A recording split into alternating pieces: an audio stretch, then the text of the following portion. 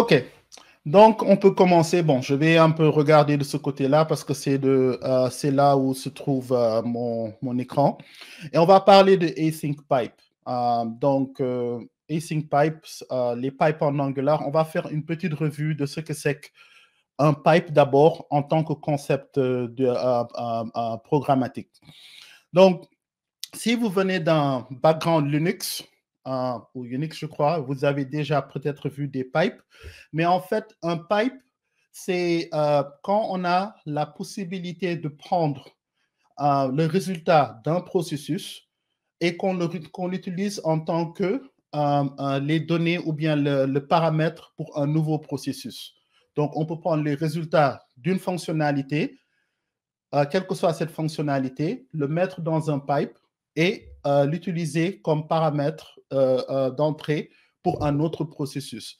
Donc, quand on regarde en Linux, si on dit par exemple, on fait une liste et là, on a tous les éléments qui sont là, on peut aller un peu plus loin et dire, OK, liste-moi les éléments, mais en même temps, après, prends ce résultat-là et regarde tous les éléments qui sont de type PDF. Donc là, je suis en train de faire le pipe du premier processus au deuxième processus. Et je peux continuer la chaîne. Je peux dire, fais cela, mais maintenant, après cela, fais-moi un triage, un sort qui va aller de haut en bas. Donc, rapidement, c'est ce que le piping nous permet de faire. On prend, et je crois que pour les matheux ici, c'est ce qu'on faisait autant avec les F rongés de F ou bien les G rond F. On prend le résultat de G et on le passe comme le input pour F et ainsi de suite. Donc, on fait la même chose avec le piping. Donc, en Angular, on a déjà des pipes qui sont en place et un de ces pipes, c'est le async pipe. Et on va en parler un peu en détail ou bien on va aller un peu en profondeur avec le async pipe. Mais la première des choses qu'on va voir, c'est qu'est-ce qui se passe dans une configuration typique. Vous venez de commencer avec Angular ou bien vous avez commencé Angular il y a un bon bout de temps et vous êtes en train de faire les observables pour la première fois et vous avez un code très typique qu'on a pour s'abonner à un observable et l'utiliser dans sa template. Donc, quel est le code typique? On va avoir un service qui est très, comment dirais-je, qui est très léger, qui nous donne en retour un tableau de movies, de films. J'adore les films, donc j'utilise ça la plupart du temps dans mes exemples. Et aussi juste pour mimiquer le delay, on va attendre 3 secondes et on va envoyer ce tableau-là. Donc, c'est ça, c'est ce que notre service fait. OK? Et maintenant, dans notre component, on a ce truc qui est typique pour simplement s'abonner à cet observable. Donc, je vais vous montrer ce qui se passe pas à pas. La première des choses, on a à avoir une subscription. OK? So, on va avoir une subscription. Et le point d'exclamation, maintenant que Shihab l'a montré dans son truc, vous savez ce que ça fait. Ça permet à TypeScript de ne pas nous engueuler. Après cela, on a un observable qui est là, qui est en train d'écouter le Get Now Playing de notre service. On va probablement avoir, comment dirais-je, une variable en local pour les movies. Et après, on va avoir dans les lifecycles de Angular, on va avoir dans notre engine init l'abonnement à cet observable. Et pour les bonnes pratiques, quand on n'a plus besoin de cette composante, component, je vais simplement dire component, je ne sais pas comment le dire en français, donc je vais simplement dire component, on met cette subscription dans le ng on destroy. Et ça, c'est simplement pour un seul abonnement à ces observables. Donc, si on en avait 5 ou plus, on ferait presque la même chose si on adopte cette façon de faire. OK? Maintenant, dans notre template, dans le HTML, qu'est-ce qu'on fait? On est en train de regarder de façon explicite, vraiment, si on a des movies, et ici, on est en train de jouer avec le JavaScript, parce qu'on sait que 0, c'est une valeur qui est falsy. Donc, si on a un 0, ça va pas faire, mais si on a plus que 0, qu'est-ce que ça engendre? la template movie de venir avec le NG4 et de nous montrer tous les films qui sont disponibles. Maintenant, si on ne l'a pas, on appelle notre template loading qu'on a ici dans notre NG template. OK? Maintenant, est-ce que ça marche? On va dans notre localhost 4200 et on a notre loading. Et après, boum, ça marche. Donc, vraiment, ça marche. C'est quelque chose que vous allez voir beaucoup de code. Vous allez voir beaucoup de code qui est comme ça, qui est prédisposé de cette manière-là. Et apparemment, il n'y a rien de comment dirais-je, on ne change pas une équipe de gagne. Pourquoi on changerait puisque ça marche? Mais il y a quelque chose de très subtil here. Donc, revenons un peu à notre code de départ. Et maintenant, nous allons changer la méthode, le Change Detection Strategy. Donc, on a parlé de performance, plus ou moins avec la présentation de Billy et celle de Shihab. Et une des techniques les plus fréquentes, c'est de changer et d'utiliser ce qu'on appelle la Change Detection Strategy et le mettre on push. OK? Donc là, maintenant, on va ajouter la Change Detection Strategy et on va s'assurer que c'est on push. Donc, qu'est-ce qui se passe quand on dit on va faire on push? Votre composante Angular, quand il est en train de regarder et de voir, Angular est en train de voir qu'est-ce qui a changé. D'accord? Si vous faites par défaut à chaque fois, il va faire une nouvelle peinture de cette composante parce qu'il ne sait pas si quelque chose a changé. Maintenant, quand vous changez cela et vous dites que vous voulez que ce soit on push, Angular va simplement réagir dans 3 scénarios. Un, si votre composante a un input, un decorator, quelque chose, une variable qui est attachée à un input, Angular va dire, OK, si ce input change là, donc ça a forcément une conséquence sur la template, donc je vais faire un re-render. En même temps, si ce même component a un output qui vous permet de faire des custom events et que ça trigger ou bien ça génère un event, Angular va réagir à cela. Le dernier scénario, c'est quand vous avez, comment dirais-je, quand c'est attaché à une observable, et que cette observable-là émit new data. OK, mais là, on a des observables, mais ils ne sont pas attachés. On a une façon explicite de montrer notre attachement au data stream parce qu'on a utilisé subscribe. Ce que Async Pipe aurait fait pour nous, nous sommes en train d'essayer de le faire par nous-mêmes. Mais on ne se rend même pas compte qu'en ce moment, cette composante, Angular ne va pas s'en occuper parce qu'on n'a aucun input dans notre component, on n'a aucun output et on est en train de façon explicite de nous abonner à l'observable. Donc, ce qui va se passer, on va revenir ici et on va être dans ce qu'on appelle le suspense mode. Parce que le suspense, c'est qu'il est en train de faire cet appel, mais il ne sait pas quand on a de nouvelles données ou bien même si on a une erreur. Donc, loading, ça veut simplement dire que, bon, je commence le processus, mais il n'y a rien qui m'indique si le processus est complet ou non. Et pourtant, si on ouvrait notre network, notre tab network, on aurait vu que on a les nouvelles informations. Mais la façon dont on a mis en place notre code ne permet pas à Angular de détecter qu'on a un change, puisqu'on a optimisé pour Change Detection Strategy on push, et il n'y a rien de façon implicite qui est en train de lui dire qu'on a de nouveaux changements. Donc, qu'est-ce qu'on doit faire maintenant? On doit ajouter encore une autre classe ici avec le Change Detector Ref. Donc, on doit être encore plus explicite maintenant.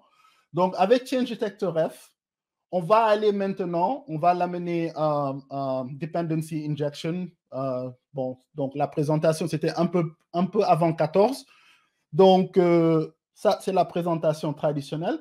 Et ici, maintenant, À l'intérieur de notre subscription, maintenant, on va de façon explicite dire CD mark for check.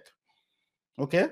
Donc, il faut qu'on, je sais même pas, je peux même pas vous compter le nombre de fois où on a eu ce scénario-là qui nous a carrément bugué pendant des jours et on ne savait pas quel était le problème. Donc, si on ne fait pas ça de façon explicite, ça ne va jamais changer. Angular ne sera jamais au courant de mettre ça en place parce qu'on a change detection on push. Maintenant, si on repart sur notre application, on revient à la case de départ. Donc, il faut savoir que quand on fait un choix de mettre un code d'une certaine manière, et surtout quand on ajoute une nouvelle fonctionnalité, par exemple avec onPush, ce sont ces choses-là qui peuvent arriver. OK? Maintenant, vous voyez, ça a marché, mais on a eu à être très explicite pour chaque étape. Et ça nous amène dans un paradigme ici, qui est le code impératif. Donc, le code impératif, c'est on est en train de définir chaque étape. Il faut qu'on soit non seulement conscient de chaque étape, et il faut qu'on puisse définir ces étapes-là. Donc, si vous avez une équipe qui est homogène avec différents niveaux de Angular, vous vous rendez compte de là où ça peut créer des problèmes. Alors que le code déclaratif est une méthode qui nous permet de simplement dire comment dirais-je, le quoi du code sans entrer dans les détails. Bon, la plupart du temps, certaines sont fâchées contre moi parce que j'aime cet exemple-là, mais il est très, je crois, vous me direz si c'est pertinent ou non. Pour voir le déclaratif contre l'impératif, je dis toujours l'adresse africaine. Il y a des startups en Afrique qui sont en train de travailler dessus. Peut-être que ce sera plus pertinent d'ici 1 ou 2 ans, mais l'adresse africaine. Donc, quand tu dis je veux aller chez Orbit, et je me trouve à Dakar, je veux aller chez Orbit, ils te disent, OK, tu vas jusqu'au stade, il y a la grande dame là-bas qui est en train de vendre du tchaf. C'est une façon pour nous de faire des arachides. Tu prends à gauche, après il y aura un vendeur de bœufs là-bas et trucs, et ainsi de suite. Il est en train d'être très explicite sur toutes les étapes et très descriptif sur les choses qui vont être là-bas. Donc, j'arrive là-bas, je ne trouve pas le vendeur de bœuf, je trouve le vendeur de moutons et je me dis, OK, qu'est-ce qui se passe maintenant? Donc, on a ce problème-là avec le côté impératif des choses. Alors que le côté déclaratif, il me fait sur un WhatsApp, il fait une capture de sa latitude, de sa longitude, il me l'envoie et maintenant, je navigue carrément avec l'aide d'une application et j'arrive chez lui. Donc, à chaque fois que vous avez déclaratif contre impératif, vous pouvez voir cet exemple-là. Peut-être qu'il va vous aider à être un peu plus, comment dirais-je, déclaratif dans la façon de faire des choses. Mais avec Angular, on peut faire la même chose par rapport au async pipe. Et Benoît Ruiz est celui qui a vraiment, pour moi, condensé cette définition-là, mais vous pouvez simplement faire déclaratif contre impératif et vous allez voir beaucoup de définitions en ligne. Mais on continue. Donc, on peut aller d'une façon déclarative avec le async pipe.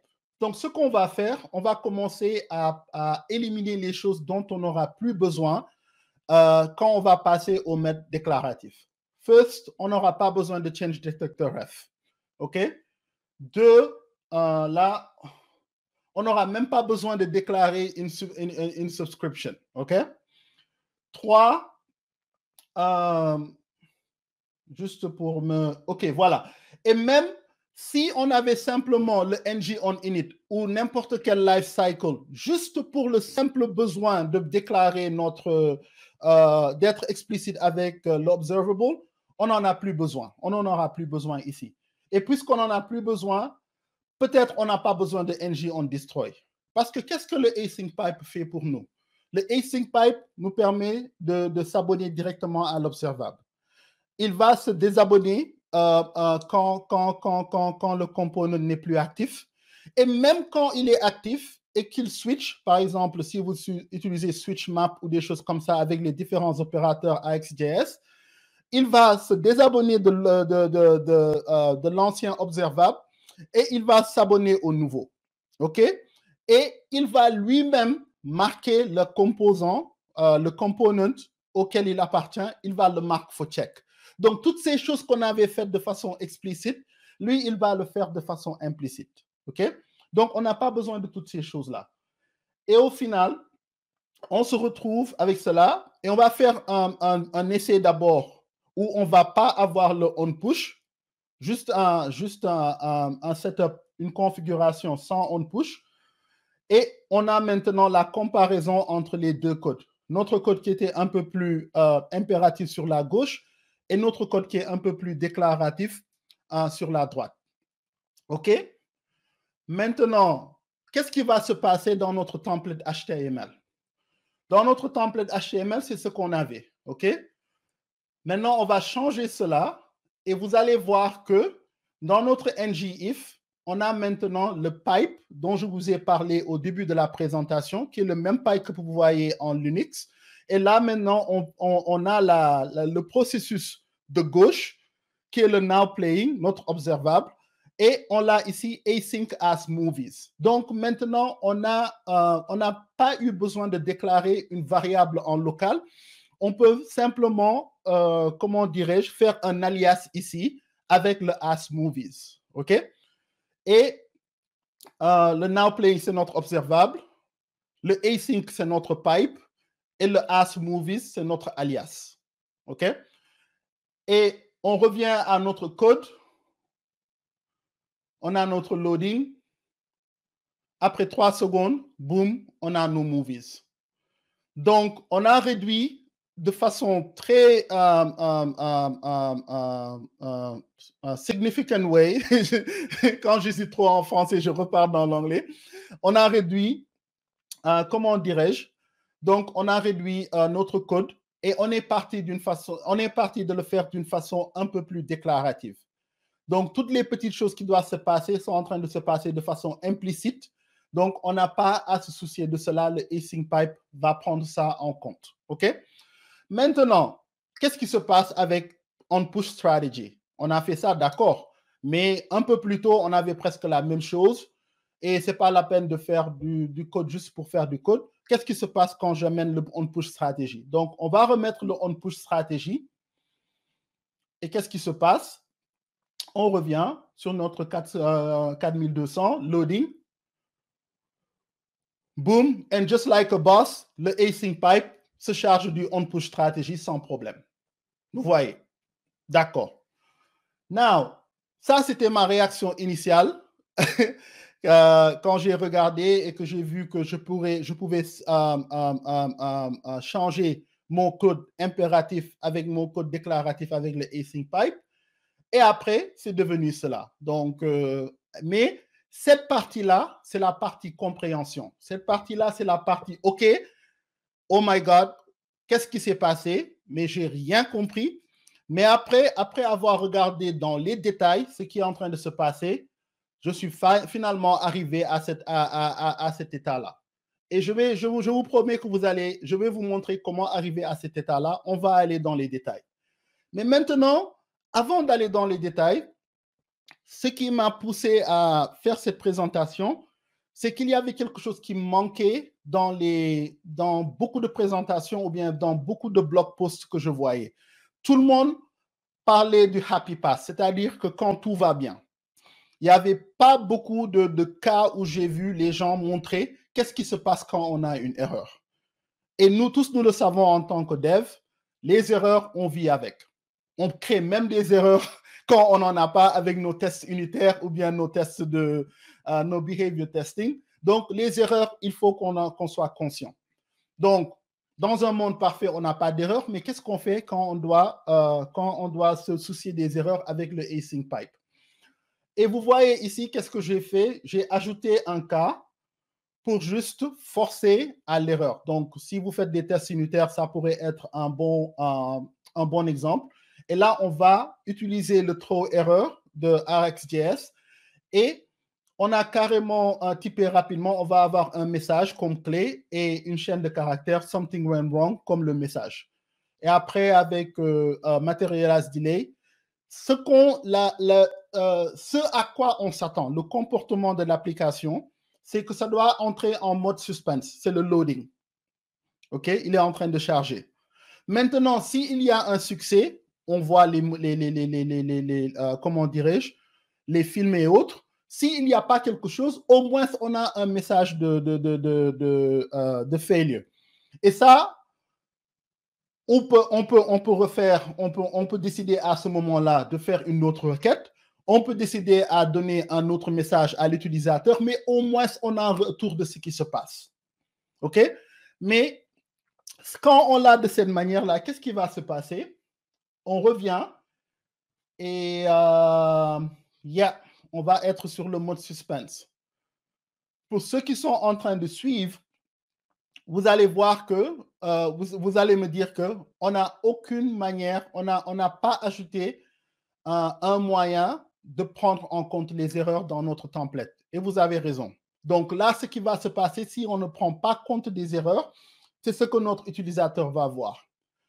Et les utilisateurs, ils ont entre 1 seconde et 3 secondes pour décider s'ils vont rester sur votre application ou non. Donc, si vous êtes là, vraiment, vous avez perdu presque tous les utilisateurs qui sont venus à ce moment précis-là. Et vous voulez vraiment éviter cela. Donc, il y a 2 moyens de fixer cela. Le premier moyen, puisque c'était très nouveau pour moi, je suis retourné dans mes habitudes impératives. Donc, qu'est-ce que j'ai fait?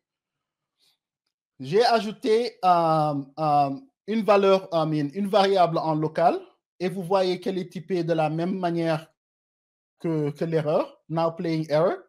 Et vous voyez que ça ne suit pas la convention des observables, qui a un $ à la fin, qui est comme suffixe. OK? Donc, ce sera une variable en local. Et là, maintenant, on a mon pipe et everything, mais à l'intérieur, j'ajoute mon catch error.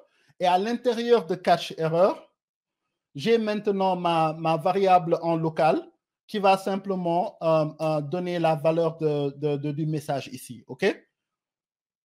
Et là, je suis en train simplement de retourner un tableau vide. Mais bon, je crois que ça, ce sera pour une autre fois. Ce serait mieux de juste retourner nul ou quelque chose d'autre. Parce qu'un tableau vide, c'est un peu trucy. Ce n'est pas trop falsy. OK? Mais qu'est-ce qui se passe avec la template HTML?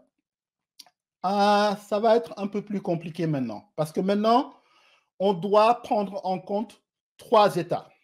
On doit prendre le suspense, c'est le loading. Le succès, c'est montrer les movies. Et le error, quand on a le error. Donc, on est en train de... Le template doit prendre en compte ces 3 états-là. Donc, là, c'est ce qu'on avait quand tout va bien. Maintenant, ce qu'on va faire, on va ajouter dans notre ngIf le false. Si now playing error est false, on va montrer notre section.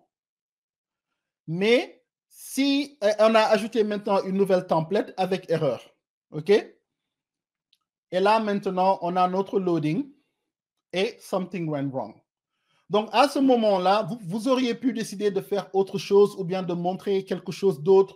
Et derrière, vous pouvez envoyer un log au back-end ou quelque chose comme ça. Mais au moins, maintenant, vous avez les différents états qui sont respectés.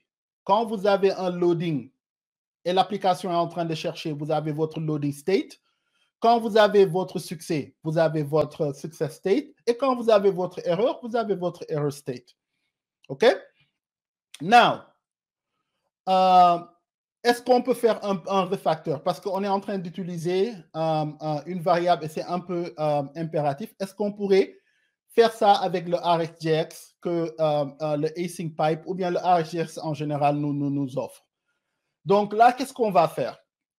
Le now playing, je vais l'isoler et ce sera ma variable pour le succès. Donc cet observable-là, vous voyez qu'il prend get now playing et il prend le pipe de take one. Il n'y a aucune configuration pour l'erreur dans ce now playing là. On prend un second observable et vous voyez la convention avec le dollar à la fin. C'est un autre observable. Et qu'est-ce qu'il prend comme type? Il prend un objet qui a pour clé un message et qui retourne une chaîne de caractères. OK? C'est un second observable.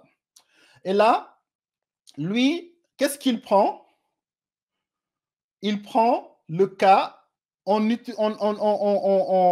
introduit un nouvel opérateur qui s'appelle Ignore Elements. Je ne connaissais pas Ignore Elements. Lors de ma recherche, je suis tombé sur les vidéos de Josh Moroney. I think Joshua Moroney ou Josh Moroney. Si vous êtes dans le monde de Ionic, vous le connaissez certainement. Il fait des tutos superbes. Et il a parlé de Ignore Element. Parce que sans Ignore Element, c'est comme si on était en train simplement de répéter le même observable. Mais Ignore Element ne se soucie que de quoi? Que des erreurs des différents états. Quand on a Ignore Element, on a pratiquement le même observable, mais il ne se soucie que des états. Loading, state, error, and so. Donc, je pourrais ajouter beaucoup d'autres choses ici, mais ce qui me concerne, c'est le catch error. Donc, maintenant, j'ai une séparation entre mon succès avec now playing $sign et mon état d'erreur avec now playing error $sign. OK? Donc, c'est deux observables qui sont là. Bon, deux observables, c'est le même stream, mais qui sont concernés par deux choses différentes. Maintenant, qu'est-ce qui se passe dans ma template HTML? OK? Est-ce que ça simplifie les choses? Pas tellement, mais ce n'est pas une mauvaise chose. Je vais vous montrer pourquoi. Donc, c'est là l'état où on était avant. On a un ng container que Billy nous a montré et qu'il aime bien et qu'il manipule très bien. Mais à l'intérieur de ce ng container, on a un autre ng container. Ça devient, pour quelqu'un qui, si vous êtes la personne qui avait mis ça en place, d'accord, peut-être vous pouvez vous retrouver. Mais si c'est une personne qui a hérité de cela, ça devient un peu compliqué. OK? Donc, qu'est-ce qu'on va faire? On va mettre tout notre code à l'intérieur d'un seul ng container. OK? On va mettre tout le code à l'intérieur d'un seul ng container. Et qu'est-ce qu'on va y mettre? On va avoir un ng-if. Et ce ng-if-là, c'est un petit peu un hack parce que ce ng-if-là sera toujours vrai. Du moment où on a un objet, l'objet est un trucy value. Donc, quand je parle de falsy et de trucy, regardez dans Google et autres, JavaScript, falsy et trucy, et vous allez voir les différentes valeurs. Donc, un objet est toujours un objet, même s'il est vide, c'est un trucy. Donc, ce code-là va toujours exécuter. Mais là, je suis en train d'utiliser un alias qui s'appelle NP. Et NP, ce sera pour now playing. Mais qu'est-ce que ça me permet de faire ici? Et c'est quelque chose que j'ai vu dans le code de Josh Moroney, dont j'ai parlé un peu plus tôt. Qu'est-ce que ça me permet de faire? Ça me permet de prendre mes observables et mon async pipe et de les condenser en un seul endroit. Maintenant, à l'intérieur de l'objet, la première clé que j'ai, c'est mon now playing, qui va être une référence de mon observable now playing et qui a le pipe ici async. Et vous pouvez deviner que le second sera mon now playing error. Donc, c'est un objet JavaScript. Donc, ne vous offusquez pas ou bien ne soyez pas avec la syntaxe. C'est simplement un objet JavaScript qui a deux clés. Deux clés qui font référence à mes observables ou bien à mes variables qui sont dans mon component. Maintenant, c'est la seule place où je vais les avoir.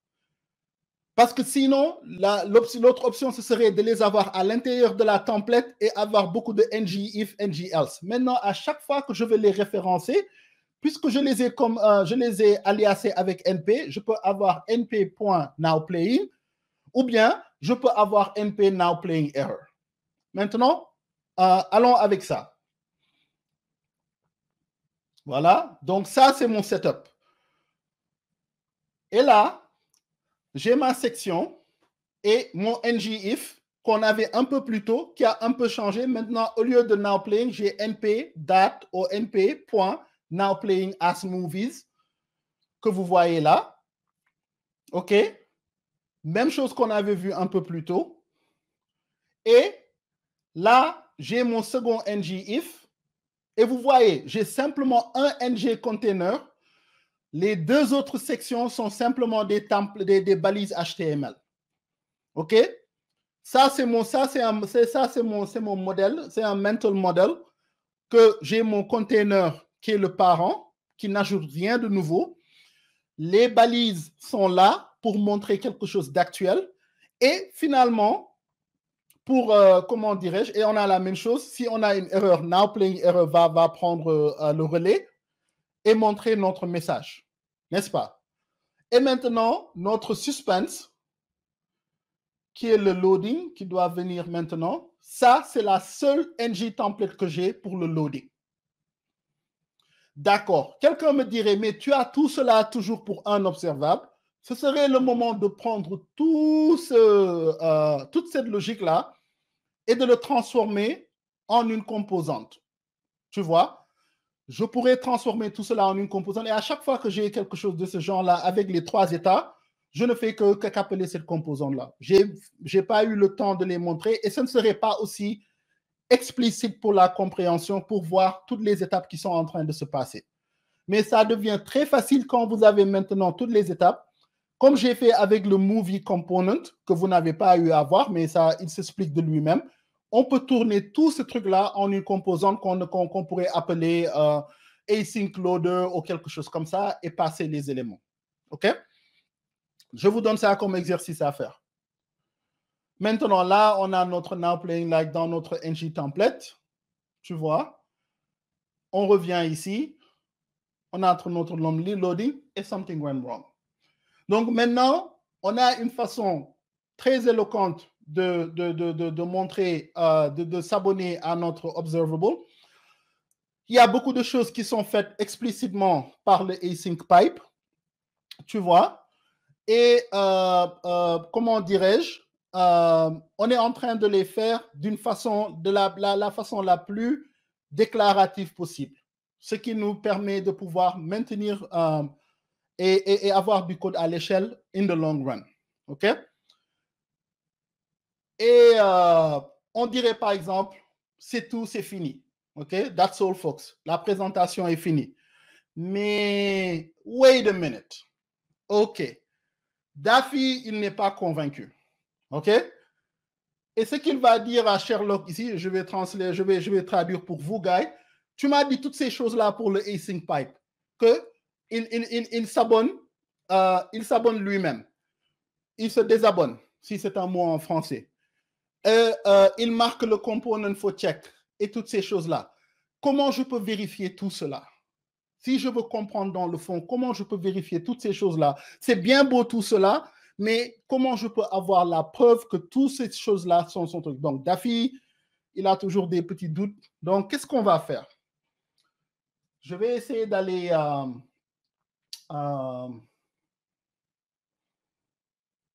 OK, so... On va aller dans le code ici.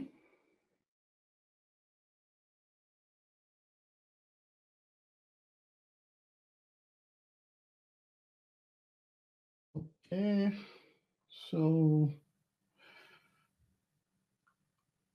Je crois pas que le Angular est en train de marcher en ce moment. Donc, ce que je vais faire, je vais m'assurer que le Angular est en marche et on va revenir au code.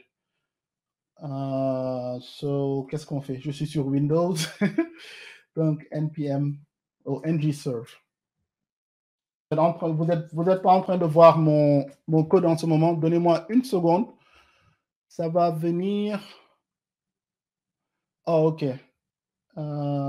NVM ls. Et je suis à la version 8. OK, je vais utiliser la version 18. NVM 12 18.5.0. OK. J'aurais dû m'assurer que ce projet est en train de marcher, mais bon, on y est presque. OK. Now, je peux utiliser NGServe qui va simplement nous servir le projet en live.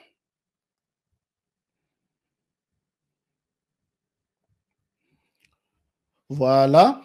Et normalement, si je reviens sur mon localhost 4200,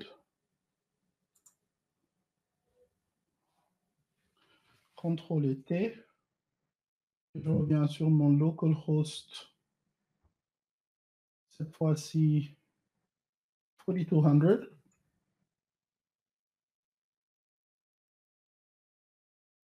Voilà. Donc là, on a le projet qui est en train de rouler et on a les états. On a eu le tunnel de loading. Après, on est à something went wrong. Mais on veut connaître un peu plus de l'async pipe. Qu'est-ce qu'on va faire? On va aller sur nos developer tools et on va aller sur inspect. OK? Parce que comme je dis à chaque fois, et je vais le mettre côte à côte, comme ça on est sûr qu'on est sur le bon truc. Voilà. Et là, on va aller sur nos sources. Et quand on est sur source, on a tous les scripts qui sont en train d'impacter la page. Donc, le main.js qu'on a vu un peu plus tôt avec Shihab et les autres. Et on a Vendor.js. Vendor.js, c'est là où le code Angular, le code compilé de Angular, il va se trouver. Donc, je vais aller sur Vendor.js. Et sur Vendor.js, et je vais arranger la police dans un moment. Mais ce qui m'intéresse, je veux savoir qu'est-ce qui se passe avec la classe async pipe. Donc, je vais faire un CTRL F si je suis sur Windows ou bien Command F si je suis sur Mac. Et je vais aller pour la classe. Et vous voyez, il y a beaucoup de classes. La plupart du temps, quand je veux comprendre d'une façon simple ce qui se passe avec Angular, je viens ici parce que c'est le code compilé. Ça peut être un peu difficile avec le TypeScript, mais ici, c'est simplement du JavaScript. Donc, je vais aller sur classe et je vais dire classe async pipe. Et j'oublie toujours le C quelque part. Donc, classe async pipe. Donc, quand je viens sur classe async pipe, qu'est-ce qui se passe? Ça me donne la version compilée du async pipe à l'intérieur du code de Angular. OK? Et disons qu'on va... Si la police n'est pas très... Voyons voir. Voilà. OK. Et maintenant, je peux enlever cette partie-là. Je peux enlever cette partie-là. Là, nous sommes en train de regarder le async pipe version JavaScript compilée à l'intérieur du code source de Angular. Et là, on voit que c'est simplement une classe. Elle a un constructeur, le ref, qui est probablement le component, et il va faire le ref, le latest value, le subscription, object et stratégie. Stratégie, rapidement, c'est si vous n'avez pas encore lu le livre Gang of Four, comment ça s'appelle? Qu'est-ce qu'ils font encore là?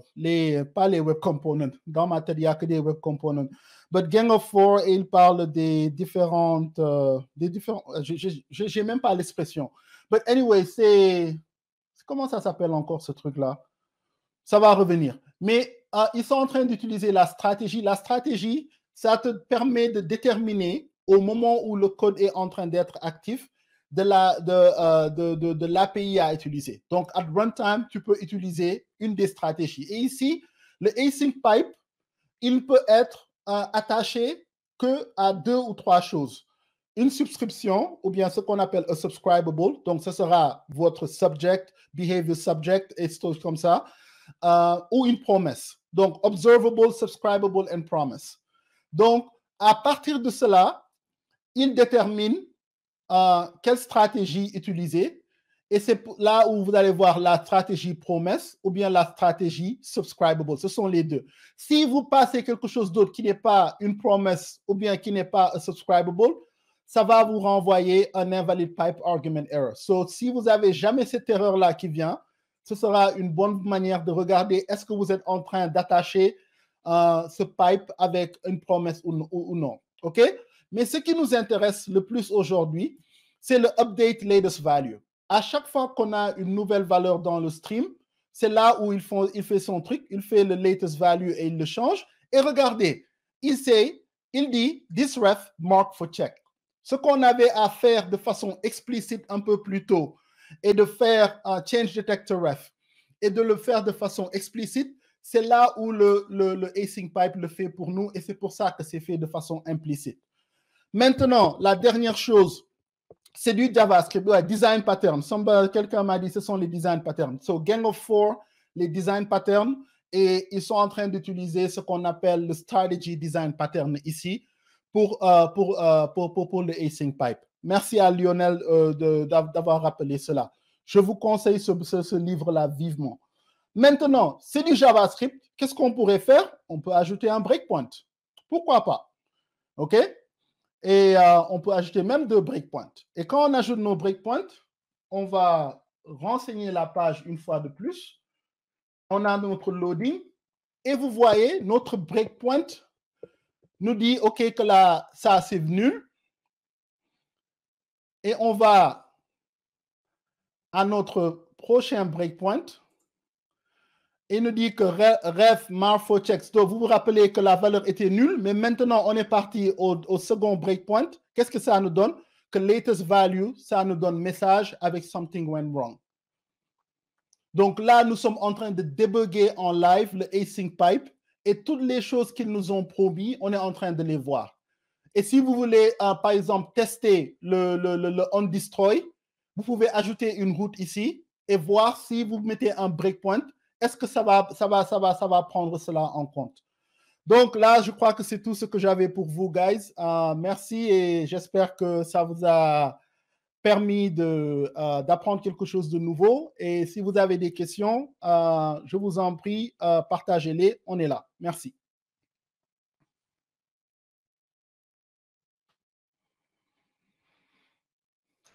Ouais, c'était comme d'habitude, hein, master, un grand plaisir de te voir faire la présentation, surtout avec les async pipes qu'on n'utilise pas trop souvent, nous les débutants là.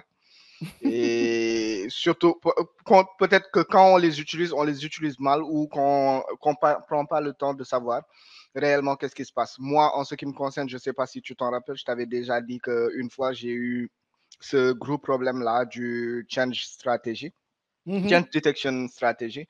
Et c'est vrai que c'est des trucs qui vont te coûter hyper cher, surtout quand tu déploies en prod sans t'en rendre compte, parce que c'est des trucs souvent qui se passent en asynchrone. Mais en ce qui me concerne, je suis vraiment pas du tout rassasié. Mais voilà, cette vidéo, franchement, cette journée, c'est une journée que la vidéo là, je vais la regarder plusieurs fois. Et dès demain ou ce week-end, je vais commencer à implémenter les nouvelles choses que j'ai apprises. Comme ça, j'aurai la main dessus. All right, all right. Merci. Et bon, et comme je vous le dis, ça a pris peut-être un bon bout de temps avant d'en arriver là. Donc, il faut savoir une chose sur laquelle j'insiste toujours. Les présentations, donner beaucoup de, comment dirais-je, de props aux présenteurs.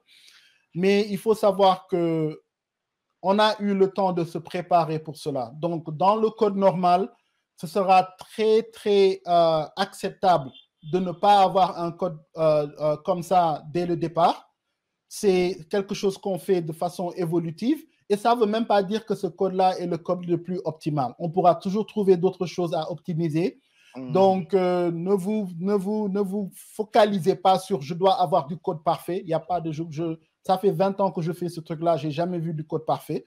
Donc j'ai vu du code acceptable, mais du code parfait, j'en ai jamais vu.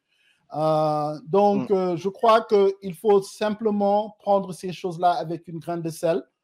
On a couvert beaucoup de choses aujourd'hui. Prenez celle qui vous intéresse le plus ou bien celle qui est plus pertinente sur ce que vous êtes en train de faire. Prenez le temps d'aller un peu plus dans le fond et après revenez sur les autres choses. Je crois que pour moi, il y a tellement eu de choses de cette manière-là, cette ampleur.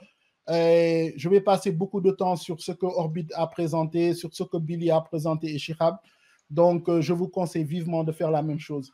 Est-ce qu'on a une question ou deux? Sinon, on a pris un peu de temps aujourd'hui et on pourra dire au revoir à tout le monde. Merci à Mamadou Mokhtarba qui nous dit que toutes les interventions... attends, je crois que c'était celle-là. Toutes les interventions sont fabuleuses. Djadjef tout le monde, mais Djadjef à toi qui est resté pour toutes les interventions. Ça a été un peu long quand même pour un Tiny Conf. Mamadou Touré qui demande si la présentation est enregistrée. Oui, elle est enregistrée. Et on les fera pour chaque segment.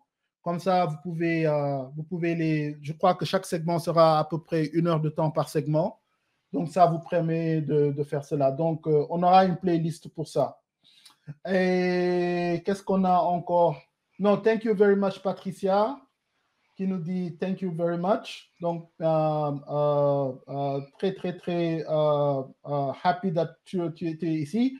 Lionel qui a été ici dès le début et qui a été très actif et qui m'a rappelé les design patterns. Thank you so much, man. Et on a les personnes qui viennent de LinkedIn, de Facebook, non Facebook, but de YouTube. Et les gens qui sont en train d'animer sur Twitter. Merci à tous. Et on a une recommandation ici. It's better to use ngCon pour l'aider afin de profiter du DOM virtuel. Ouais, et ça, je crois qu'Abdourahman, on va t'avoir ici pour que tu nous fasses une présentation un peu plus en détail. Abdourahman, ça aussi, je me trompe, c'est que je connais très bien, qui est un promotionnaire de chez Simplon et qui est un grand passionné de dev et très bon en dev aussi. Ok, dis-lui de se préparer pour le prochain TinyConf. Inch'Allah. Se préparer pour le prochain TinyConf. Et bon, donc pour le prochain TinyConf, l'Afrique est anglophone, l'Afrique est francophone, l'Afrique est comment on dit espagnol aussi, hispanophone. Ouais. L'Afrique est multiphone. Et c'est normal, nous sommes le berceau de l'humanité. Donc, on aura une autre TinyConf durant l'hiver. Celle-ci sera en anglais. Et nous sommes en train, dans les coulisses, de se préparer au premier Angular Africa, qui sera une conférence totalement bilingue. Donc, on aura des tracks en français, on aura des tracks en anglais. Donc, ça va venir commencer déjà à nous approcher, à m'approcher. Il y aura Wayne Gayuko de NG Kenya, qui sera un des, qu'il le sache ou non, il sera un des comment dirais-je, un des modérateurs, un des organisateurs.